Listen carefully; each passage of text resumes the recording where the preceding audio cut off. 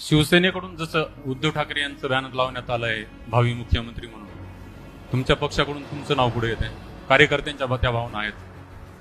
कार्यकर्त्यांचा उत्साह असतो, पण शेवटी आपण महाविकास आघाडी एकसंघपणाने लढावी या प्रयत्नात आम्ही सगळे आहोत. आमच्यातल्या कुणालाही मुख्यमंत्री होण्याची घाई नाही. आम्हाला घाई आहे ते भारतीय जनता पक्ष प्रणित हे महाराष्ट्रातलं सरकार घालवण्याची आणि महाराष्ट्राला उत्तम सरकार देऊ आम्ही.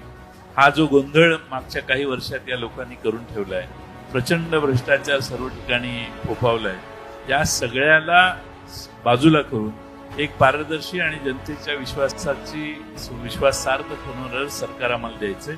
आम्ही एकत्रित बसून योग्य ते निर्णय या संदर्भात घेऊ. बैठकीत तसा काही फॉर्म्युला ठरला मुख्यमंत्री पदासंदर्भात? अजून बैठक झालेली नाही आणि तुम्हाला मी आभार कसे